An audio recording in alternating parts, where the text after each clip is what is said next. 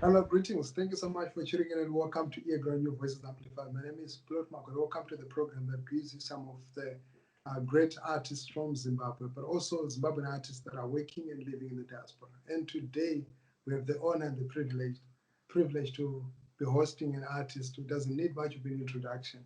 He's a reggae artist and is Zimbabwe's first artist to be nominated for a Grammy Award. Yes, you heard that right. In 2010, he collaborated with Gregory Isaacs, the late cool crooner, and produced a CD titled Gregory Isaacs Meets Isaac, and it got nominated for a Grammy Award, which was a huge achievement for Zimbabwe. And today we have the honor to actually have the artist with us. Mr. Isaac, how are you, sir? I'm doing well, Plot. How are you? I'm good, I'm good. Thank you so much. It's such an honor to have you on earGROUND and to be speaking to you. Your story made a lot of noise in the newspapers in Zimbabwe some years ago, but I know a lot of the young people in Zimbabwe, possibly the new crop of artists, might not be able to really know of you and your music and the milestone that you made for the country. Just to start off with, if you could give us a bit of a background about you. I know you are a professor of ethnomusicology at the University of Michigan. But Michigan State University. Michigan State University, great. So take us back a bit in the early 80s when you were in Harare. How was your background? How was your upbringing like? Okay, so I was born in Harare, Mfakose, and but I didn't grow up there. I grew up in Gweru. And then I went back to Harare when I was doing Form 5 for what they call lower sixth. I went to Marlborough High School. That was in the early 80s. And for my earlier than that, I was at Fletcher High School in Gweru. And that's really where the music journey started. Because at about 14, 15, I started writing poems. And then I remember that I took them to Mambo Press to see if they would publish them. And the editor there, Mr. Chenjerai Hove, who passed on a few years ago, said to me, "Young man, you are talented. You can write some really good poems, but poetry is very difficult to sell. So, and he said, we need to wait until we can develop an anthology to put your poems in." The same thing I heard from Charles Mungoshi. Yes. Who's also late, and he said, "Well, your poetry is good. It could even be in adult anthologies." So from there, remember in the early 80s, that was the time when reggae music was really hot in Zimbabwe because Bob Marley had just come. And he had done that big show at the Rufaro Stadium for our independence and followed it up with a few other shows. So, and then What age were you when Zimbabwe attained independence? Say that again? At what age were you when Bob Marley came to Zimbabwe? I was 14. Oh, great. I was 14 when he came. So you can imagine you're very impressionable. Yes. But at that time, we didn't know who he was. We were saying, who's this guy? Who's this guy singing Jimmy Cliff songs? But we didn't know that there were Bob Marley songs like No Woman, No Cry. Yes. The No Woman, No Cry that we knew was Jimmy Cliff's version. And the reason is because, they didn't allow Bob or Peter Tosh or Bunny Wailer or Burning Spear. They didn't allow that music in Zimbabwe because of the revolutionary message. They figured Jimmy Cliff wasn't so revolutionary, so they let his music in. So his cover of Bob Marley's No Woman, No Cry is all we knew. Oh, wow. And of course, the more revolutionary Jimmy Cliff songs were never played. The Harder They Come, Many Rivers to Cross was on there, but it was seen sort of as a pop song. But you see, so when we saw Bob come in singing No Woman, No Cry, we were like, this guy's singing Jimmy Cliff songs. But it didn't take long before we realized who he was and what a giant he was. Because with independence, now you could hear Bob Marley, you could hear Peter Tosh, you could hear all these people. So at that time, that's when I said, hey, you know, during break time, we used to sing those songs. We used to listen to the radio station, and there was a DJ named Mike Mundwa, Big Sam Mike Mundwa, who was on what they later called Radio 3. I think that time it was called Radio Jacaranda. Ah, okay, that was the name back then. Yes, Radio Jacaranda. That's what it was called before it became Radio 3. I didn't know that part. Yes, yes. You little babies don't know this. No, we don't. So Radio Jacaranda was big with that was the first reggae session, and I think it was on Thursday nights from 9 p.m. So we stayed up just to listen to that session 1 hour, and that's where we got introduced to all the big reggae singers, and it was religious. You had to be on the radio on Thursday night to hear Big Sam Mike Mundo bringing in Sugar Minot, Gregory Isaacs, Peter Tosh, you name it, Wailing Souls. So during break time at school, I used to sing those songs with my friends, and my friends edged me on and said, hey, you know what, you can sing, man, you can do this, you're a good singer. So they put it in my head that I was a singer. And so when Charles Mungoshi and Chenjerai, they told me that poetry was too hard to sell, you decided to go for music? I decided, an idea struck me. I said, hey, I already write words. Why don't I turn my poetry into song lyrics? And since my friends are telling me I can sing, I could sing those song lyrics. So I became a singer and a songwriter. So that's sort of the background of it. Wow, that's quite interesting there. I mean, looking at the trajectory. But fast forward, you then enrolled at the University of Zimbabwe, and you studied there. But then later on, you left Zimbabwe for the States to study again, and you decided to stay there. But you have remained very rooted to Zimbabwe. Yes. How much of a transformation did your move from Zimbabwe to the States impact, make on your music and your creative writings? Right. So while I was at the University of Zimbabwe, that's really when I started to record professionally. Okay, great. My first single came out in 1986. It was called Simuka. It was a reggae song. We sang it in Shona. Nice song. We got some airplay, but not as much as we would have loved. Okay, great.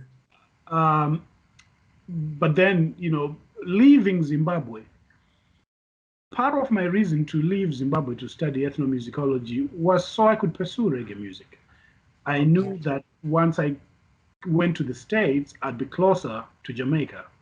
So somehow, I didn't know how, but I just knew that somehow I was going to make it happen, where I could record the music at a higher level.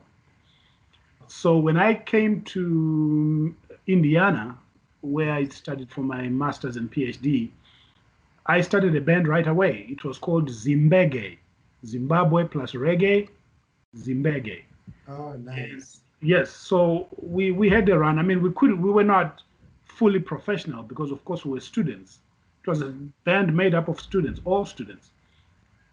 We were not fully professional, but we were good enough to play in clubs, and we had a real good run. And I wrote a lot of original, performed them, and also recorded. And on the performance, of course, we were covering a lot of reggae songs. Yes.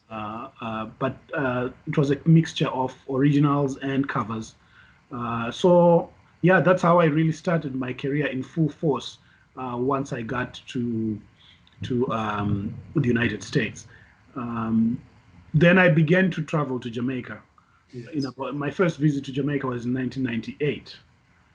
And how was your experience being there, after all the connection with reggae music, and finally you're there? Yes, wow, it was just amazing. It was a great feeling, and to see that I was accepted readily by people in the Jamaican music industry. And even before I really made serious inroads into the music industry, my first stop was at the Bob Marley Museum. Naturally, I wanted to go there. I wanted to see it. And that's where I got my name, King Isaac. Ah, okay, great. Museum. Because there was a man there named Joseph Braga Russell. Most people know him as Braga. Yeah. But he used to work for Bob Marley. He was an aide for Bob Marley. And so as we were talking, it came up that I didn't have a stage name. So he said, "Why? You are King Isaac." No. So from then on, I went to the studio and told the guys at the studio that, hey, I was over there at Bob Marley Museum, and the guy there said that my stage name should be King Isaac. And everybody said, that's the perfect name. That's the name for you. You are King Isaac. So from that day on, everybody started calling me King Isaac. And so, yeah, and in fact, the producer that I was working with, a man called Daniel Thompson, Yes. a bass player, who multi-instrumentalist, but bass and guitar player, who played on Peter Tosh's last album, No Nuclear War. Yes. He played bass on that. And Yes. So he, before I came to Jamaica, I've been talking to him on the phone, and he said, when you come to Jamaica, we give you a name. So I just thought that's a joke, right? But it really happened. And it didn't happen by planning. I mean, it's not as if he said, okay, now you're in Jamaica, let's find a name for you. No, I'm the one who went to him to say, hey, they already gave me one. Wow. So But it just happened. how easy was it, or how difficult was it to connect? Because I'm thinking around those years, internet and social media was not really a big thing. I mean, Right. There wasn't much of it. How did you connect? Very good question. You're very insightful. Not too many young people have the way of looking at things the way you do. So Thank I you so love that. much. I love that. Well, what happened is that I was a searcher. I was never one that just sat down. I was a searcher. So I listened to a lot of reggae music, and so I was listening to albums, and the ones that sounded good to me, Yes. I would find out who's playing and who's producing, which studio was it recorded in. So one of the albums had Daniel Thompson as a bass player and as a guitarist on the album, and I saw that there were a few other albums that I had, CDs, a few other CDs that I had where Daniel Thompson is mentioned, and when I listened to the sound, it sounded crisp and nice and very professional. So, and then I found out that most of those songs were recorded at Anchor Recording Studio. So we also knew the name Gussie Clarke as one of the biggest reggae producers in Jamaica. Yes. And so one day I just picked up the phone and I said I was going to call Gussie Clarke. It's a lot of guts for somebody who's not known and who has no name, and who's a small artist. And here you are calling the big Gussie Clarke. But I did pick up the phone and I asked to speak to Mr. Gussie Clarke. So the guy, the attendant, it happened to be just a little bit after hours. So the attendant said, nobody's here, everybody's gone. So Mr. Clarke wouldn't be here, but who are you? I mean, he was surprised that somebody could just call from the blues and say he wants to talk to Gussie Clarke. And I said, well, I'm an artist from Zimbabwe. I just needed to speak to him about recording.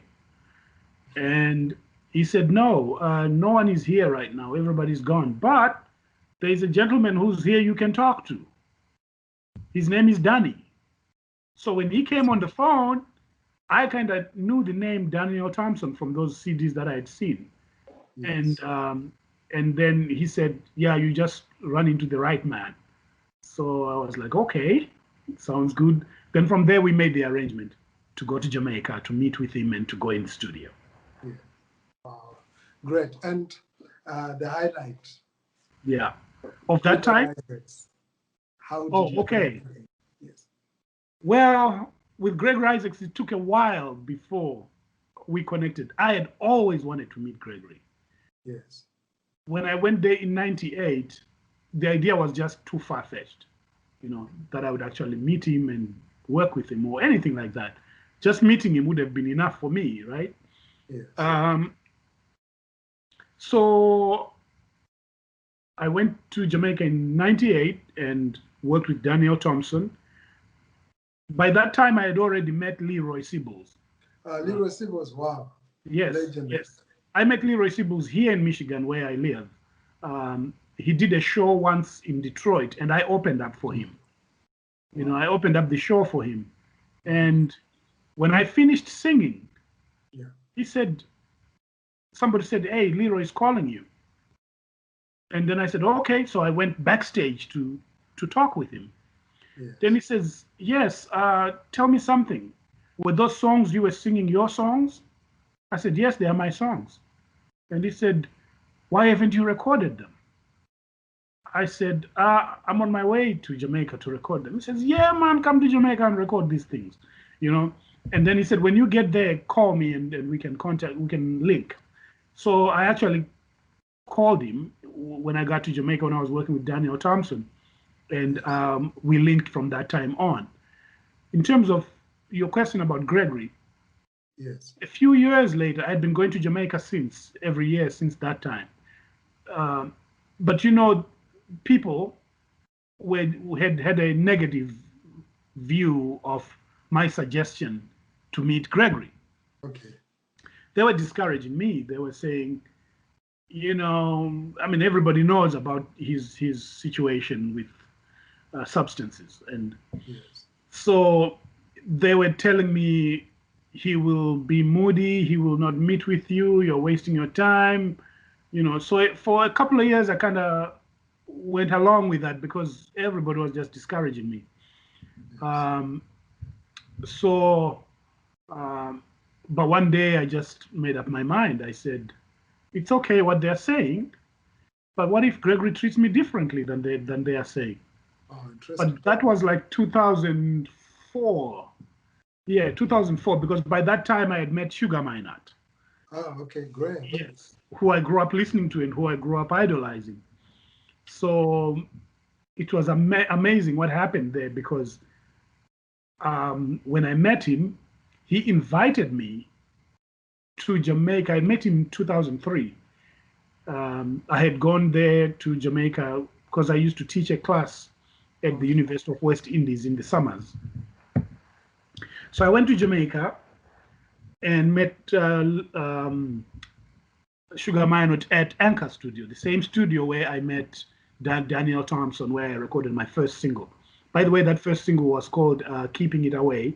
It was released in Zimbabwe and made some waves on Radio 3. great, So I went back and then met Sugar Minot. When I returned to the States in 2004, Sugar said, because he used to have a show in a place called St. Catherine, which is his home town, basically. yes, He used to have a show there, and he would have a show there for Christmas every Christmas. So he called me up and he said, "Hey, Isaac, do you want to come out here and do a show for Christmas?" You know. So I said, "Of course." And I went there. It was exciting. That was my first time performing in Jamaica, wow. and it was really really beautiful. I'm trying to think and recollect if there's anyone that I know from Zimbabwe, Zimbabwean artist, reggae, who has performed in Jamaica before. I don't know. I don't know. Possibly he could be the first who I also. could be the first. I could be the first. Um, so yeah, that was in 2004. So I went back to Jamaica in 2004, and that's when I met Gregory. Because while I was working with, after we did the show with Sugar Minot, I returned to Kingston, and I resolved to myself to meet Gregory that time. I said, this is nonsense. I've come to Jamaica a few times. I haven't met Gregory, and people are just discouraging me. I'm going to see for myself. Yes. So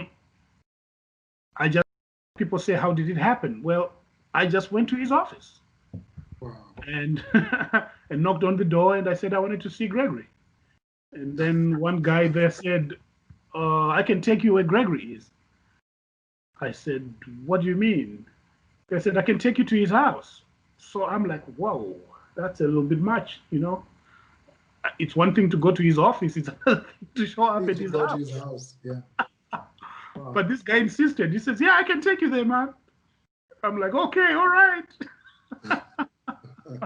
So I'm riding in that taxi, worried about just showing up at a big man's house without notice. And Yes. Gregory doesn't have in terms of the street talk, he's not having the best reputation from what I'm hearing. Yeah. But it was a funny thing what happened that day, because this guy takes me to Gregory's place, and he doesn't go to the door. Okay. First of all, I was worried about going to Gregory's house unannounced, and nobody knows who I am. And this guy doesn't go to the door. He's going to the window to knock on the window. I'm like, is this guy crazy? So he's knocking on the window, and I'm standing there thinking, which is the exit way? Which way do I run if I need to? You know, he's knocking on the window, and I'm like, whoa, this doesn't make sense. So then I hear Gregory answer, and this guy says, "There's a man here who wants to see you." Wow. So Gregory asks him, who is it that wants to see me? What's his name? So the guy turns to me and he says, "What's your name?" I said, the guy didn't even remember your name. No, he didn't even know my name. I said, Isaac. So he says, no, not his name. I'm talking about your name. I said, it's Isaac. He says, no, you don't understand. I'm asking you what his name is. I mean, your name is, not his name. So I realized that this guy was never going to get it.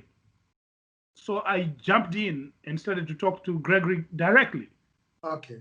Because I realized we're going to keep on in circles talking about Isaac.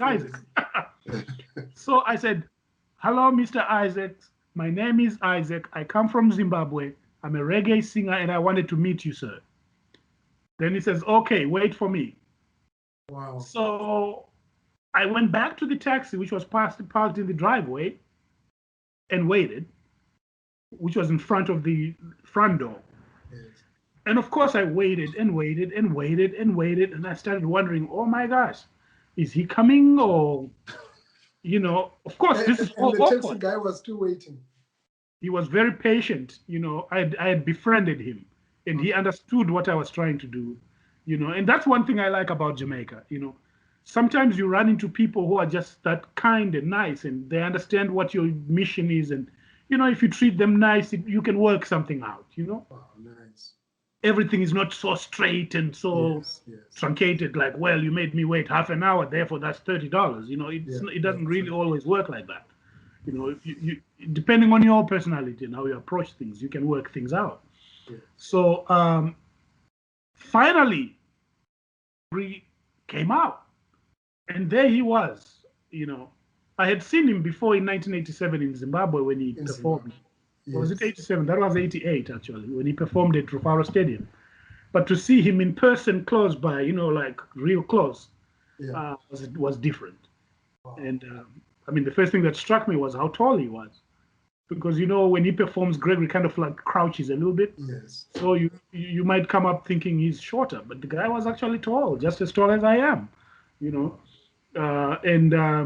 So yeah, the rest is history from there, you know. Wow, great, quite a moving story. And when you got nominated, you've done the project. The project is out, and you got nominated for the Grammy Awards, Best Reggae Album in 2010. Tell me about that feeling. That was an amazing feeling. It was bittersweet. Well, because Gregory, I entered us into the competition, and I wanted to surprise Gregory with a nomination. Right. But the nomination came a week too late because Gregory passed before we were nominated. But it was just an amazing feeling. I mean, we were told to look on the internet to see if we had been nominated, and my son and I spent that whole Sunday going on the internet and looking and not finding it. Just going on the internet and not finding the reggae category. You know, it takes time. They put them in categories. Yes. But finally, at about the end of the day on that Sunday, about 4:30, the nominees for reggae were announced, and they were there. And lo and behold, wow. King Isaac and Gregory Isaacs, Best Reggae Album. It was amazing. It was a very special feeling. I just screamed and shouted to my son, and we just started celebrating. Then we knew that in February we were going to be in Hollywood, attending the ceremony. Yeah. Wow. Wow, that is great. We're going to take a small commercial break. We're coming back. We're going to be talking more about the later projects that you worked on. Sounds good.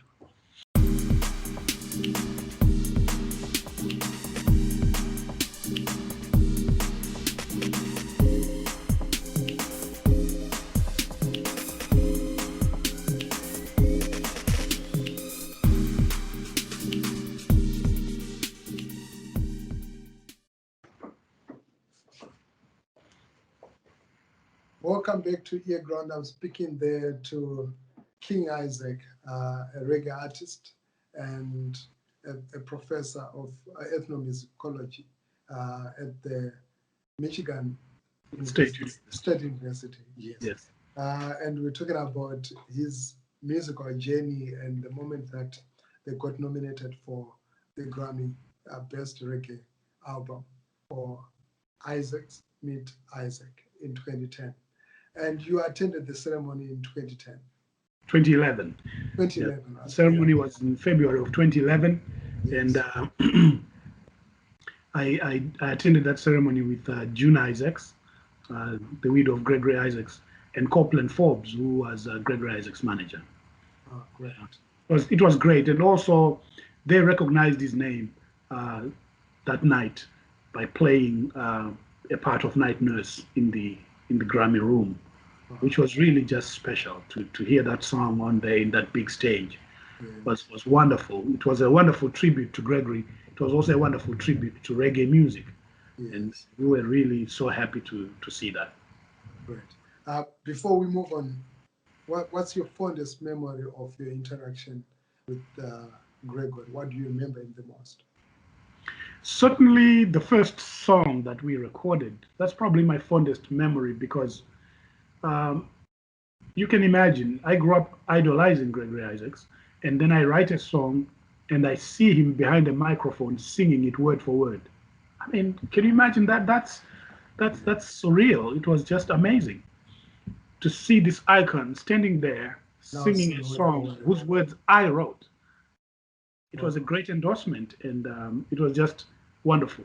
I mean, the other thing is that when he heard a couple of my songs, I mean, the big smile that he had, and the big up that he gave me after hearing the songs, just hearing that from Gregory. Wow. I mean, every interaction I had with Gregory was special because he was an amazing individual. Yes. And I should tell you that the story I was telling concerning what people were telling me about Gregory and what I found out of Gregory, there were two different things, totally different things. Wow. He was such a great guy, and he never treated me badly. I met and worked with Gregory for 6 years. In all that time, I had only positive things happen between him and I. We had a mutual respect and a mutual appreciation, and I really loved his kindness and generosity. So I think it has to do with how people approach other people. Since that time, I've spoken to countless people who have been telling me how great a guy he was. So sometimes people just put out a word about somebody and they blacklist them or whatever you want to call it.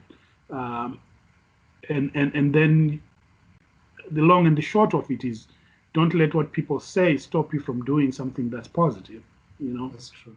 If I had listened to what these people were telling me, Isaacs would never have happened. I wouldn't be a Grammy nominee today. True. But I knew that I needed to be myself and to be true to myself. So I just presented myself to Gregory and told him what I was trying to do.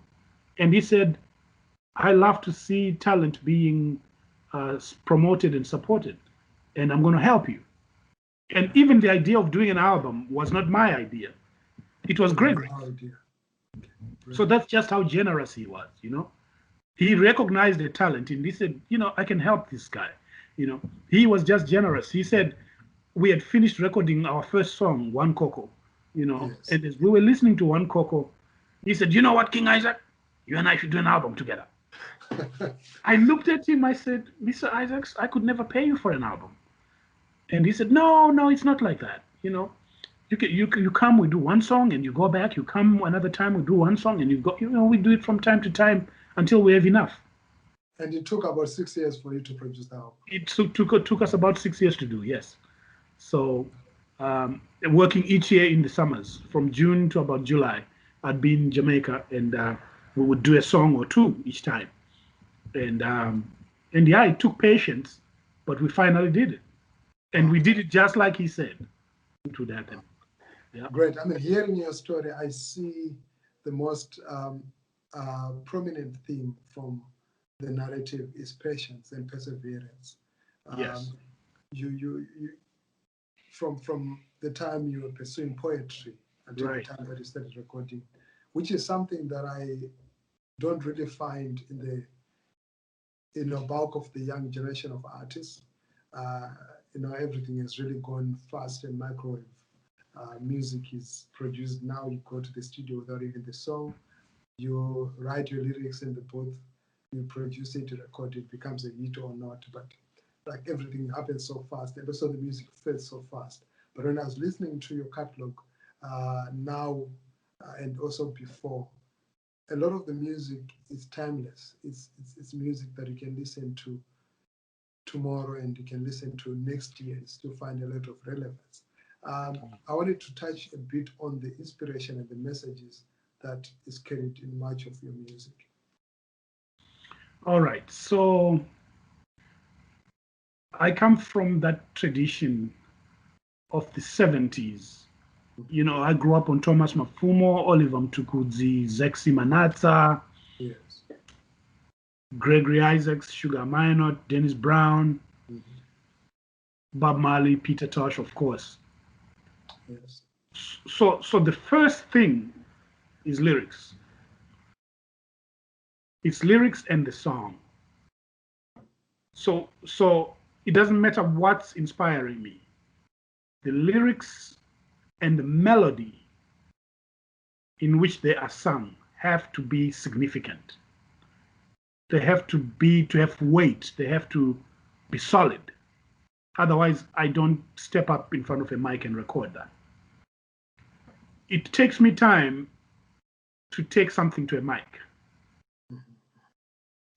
Right now I'm writing a song, and there were a couple of things in it that were shaky, and I spent quite a bit of time trying things and trying words. And a good songwriter is a wordsmith. A wordsmith plays with words. In other words, you take your time. Yes. A good sculptor doesn't walk to the stone and cut it up and has a sculpture piece in 1 hour. A good sculptor will take their time and they'll try this word and take it out and try this other one, try that phrase, remove a whole verse, try another one, right? Yes. Until it feels good and until it fits and until it's, until it gels, until it sits down and it's solid. That's when you take it to the mic. Now, that's one way of doing it. As you said, there are other ways of doing it. Yes. It's not always that good songs come after you have worked on them in that way. But certain songs require that. Some songs come quickly. Yes. And that there's nothing wrong with that. But they just still have to be solid and good. That's what you cannot exchange. The solidity of the lyrics, the meaning of the lyrics, they've got to be relatable. They've got to be lyrics that connect with people's life. Yes. And people should find themselves somewhere in the lyrics, or they should find someone they know in the lyrics. If the song does not connect that way, it will not go far. So what inspires me are the things that happen in my life, yes, and the things that happen in other people's lives. My job is to translate those into song, and I work hard on making sure that the words are good, the music is good, my melodies are catchy and memorable, that sort of thing. Wow, great. And how much body of work have you produced so far? I'm working on my 7th album right now. So it's been, my first album came in 2002. That was just after a couple of visits to Jamaica. Then, since then I've released 5 other albums, and now I'm working on the 7th. Right. You're working on your 7th album, but you recently dropped a single Kurula, which was produced by the legendary Dean Fraser. Yes. When I heard this song, I could not mistake, the sound of the saxophone there Yes. and the quality of the production. Just tell us a bit about this song, Kurula. Was it a tribute to Gregory Isaacs? Yes. So that song, I wrote it just after Gregory passed, and I just felt that somebody needed to do something like that for Gregory, for his memory, to sort of briefly encapsulate the wide range of things or themes that he covered in his music. Yes. So and also what it meant for the people. So if you listen to those lyrics, they are Yes. really quite comprehensive in terms of what Gregory did in terms of his catalog, the Yes. themes he pursued in his songs, and what it meant for Black people and Black history and culture. And so so that song was a tribute to him, to make it be known that yes, we recognize his major contribution. And yes, Dean Fraser was there to help, and it was just amazing. It was an amazing experience working with Dean Fraser and all those great, wonderful musicians. Um, and Yeah, Dean is I've known Dean for a long time, and we've worked together on other projects even before that. So when he was available to help me out, I knew that I was on clear ground, and I did not hesitate on my new project right now that I'm working on now, Yes. to call upon Dean to do the horns for me. So it's been great. Wow, nice.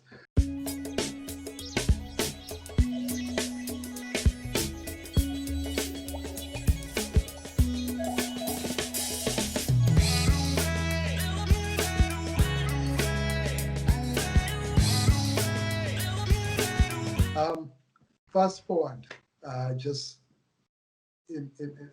when you're looking at the music scene in Zimbabwe, the reggae is a big component of our musical um, trajectory in Zimbabwe, and a lot of it connects to the years when a lot of reggae artists were coming to Zimbabwe, from Bob Marley, Gregory Isaacs, you name them. And Zim Dancehall is the biggest pop culture in the country. Right. And it has been for the past few years. What's your impression of the music genre, considering that you're a reggae artist and also a professor in ethnomusicology? Right. So Zim Dancehall is popular for a reason, right? It's because people connect with it. So that's and no one, somebody said to me one time, you cannot argue with a hit song, right? So it doesn't matter what people think, or say. A hit song is a hit song. Um, so is the music good? Yes, it's good. That's why it's popular. Can the music improve? I think it can. Um, one thing that I think could improve is instrumentation. Yes. Obviously it costs more money to create better instrumentation, but you find that a lot of songs are all computerized, and the sound comes out a little thinner because of that. But nothing wrong with the artists. I'm not blaming the artists. I'm just saying Yes. that the platform on which they are working produces that type of result. But if you use live instruments, you get a deeper sound. You get a more authentic sound because Yes. and the so something is sort of light in the production. Um, but as for the songs themselves, I leave that to the people to judge. Wow, great. And but when I listen to a lot of your music, actually all your music, I, you have maintained uh, your accent. You don't net the Jamaican patois. Yeah. Uh, is that a deliberate thing? Because I would have expected or have thought maybe you would have incorporated or tried to really sound Jamaican. And as we have seen with some reggae artists in Zimbabwe, dancehall artists in Zimbabwe, that believe that for them to be fully reggae, the accent is a very important component? Very good question. But you know what? What is deliberate is when they try to sound Jamaican. That's what's deliberate. What I do is the natural thing. Great. I do natural things. So I'm never one to fake anything. I dislike anything that's unreal. That's part of why I don't like computerized music. I like the authentic and the real thing. So I come to you authentic and real. I don't try to sound Jamaican because I'm not. And I don't try to sound Jamaican because I never will succeed in sounding Jamaican. You know, you can cause people to think you are sounding Jamaican, but in real sense, you can never really speak patois the way Jamaican people speak patois. At another level, it's out of respect for Jamaican patois. You know, it's not as if anyone can just walk on it and whatever they try to say is going to work. Yes. It's not like that. It's a system. It's actually a language on its own. It stands on its own as a cultural expression of the Jamaican people. So you just showing up and speaking it anyhow and think that it works can be disrespectful, if you see what I mean. It can be disrespectful because it suggests that there's no essence in it. There are no structural things that are permanent about this. There are no rules to the language. Like some people think if they break the English language in a certain accent, then they are speaking patois. Yes. It doesn't work like that. It's actually a system of linguistic rules. You can actually speak it wrong, and so the long and the short of it is that I'm a Zimbabwean and who loves Jamaican music, Yes. but I deal with it as a Zimbabwean. I don't try to be who I'm not. Great. But how do they relate to Zimbabwean music? The thing about music is that any good song is a good song anywhere in the world. It will appeal. I was sitting in Jamaica one time, and before I knew it, I was sitting there and I heard Todini Senzeni in Jamaica in a club. I told Oliver to go there about that. Wow. Yeah, I said I was in Kingston and that song started playing, and I told people that man is from my country. Wow. And they said, "Oh, you're lying. That's not true." They didn't believe me. Wow. But so then I later found out that there was a professor. This was at the University of the West Indies. Yes. There was a professor who had just come from the States, and he went into a record shop and saw this, and then he gave it to the club, and the club was now playing it. But why were they playing it? Because it's good music. So yes, if you sing a good song, it does not matter who or where. In fact, I did a song with Sugar Minot. He was singing in English. I was singing in Shona. Yes. And people so laugh. language doesn't play a part. Like language is not a barrier. No, not at all. Otherwise, we wouldn't have all this Ndombolo stuff in Zimbabwe. We wouldn't have all the Congolese music being so big, or a lot of the South African music. People in Zimbabwe, most of them don't understand what's being said in South African music. But look how popular groups like Soul Brothers and then, of course, the Kwaito guys and all this. Yes. So good music is good music. Great. I have no idea how much I've learned just from this conversation. It's been like a whole semester. All right. Well, that's good. Wow. Thank you so much. Fast forward after the album is done. Okay, I wanted to pick on something before the future. There's an artist from Zimbabwe. I don't know if you know him, Nati O. Nati O, I've heard the name, yes. Okay, I'll send you some of his music. But Okay. he also had a project that he did with a Jamaican artist called Etana. Etana, yes. Yes. And Great he was featured on Etana's album a couple of years ago, and then the album got nominated for the best reggae album. Oh, really? Grammys. Yes. All right. So when I was doing my research around you, and then I was like, wow, an apple does not fall far away from the tree. King Isaac started it. Now with Nati O. Nati O. Yes, that's he's great. quite an amazing artist. Yeah. That's good. That's good vibes. Great. In terms of performances, right now lockdown is there. Are you doing any live shows? Are there like any online shows? How can people be able to access your music? Live shows are a challenge right now. My big hope is one day I can do a big show in Zimbabwe. Great. When everything cools down and everything, we should definitely make a plan for me to return to Zimbabwe and do a show. I was in Zimbabwe in February and did a couple of things. Big respect to Transit Crew. Yes, Transit Crew, yes. I did a couple of tunes with them one night. I was there only for a week, and one Friday night we were at a club at Newlands, and I did a couple of tunes with them, and very nice, very good experience. And then I did a couple of tunes as well with the House of Stone. Yes. I think it's a place called The Roof or something like that.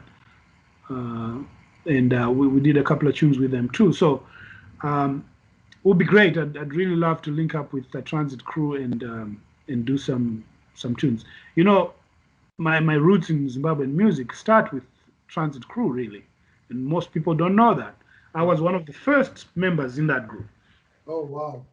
Yes, but I didn't stay too long because once I started working for the Zimbabwe College of Music, we started a different band with a guy called Sydney Maratu, who was a lead guitarist and a singer. And so he was doing the Chimurenga type music, and I was doing the reggae, and we called our group Mamba Kwedza. And but yeah, I'm a drummer. My first drum set teacher was Munya Brown, with Transit Crew. Yes. And then we did a couple of things together in terms of I was just starting as a singer at that time. So yeah, anyway, fast forward, as you said, the plan is to do some show in Zimbabwe with Transit Crew. Great, I hope that can happen soon. Great. Before we close, I'm still on Transit Crew there. There was Transit Crew. There was also Mistin Roots. Mm-hmm. And I remember when the band came to Zimbabwe and they left a legacy. These two bands, I don't know if I've left out any, but I know of Transit Crew and then Zigzag Band and Mistin Roots were some of the bands that did so much to promote reggae in Zimbabwe.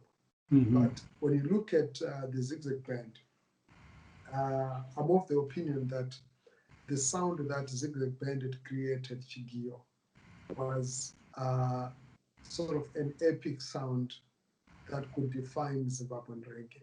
And possibly if the next generation of artists have carried on with that melody, could have done possibly what like they did with the reggae. I don't know, what's your opinion?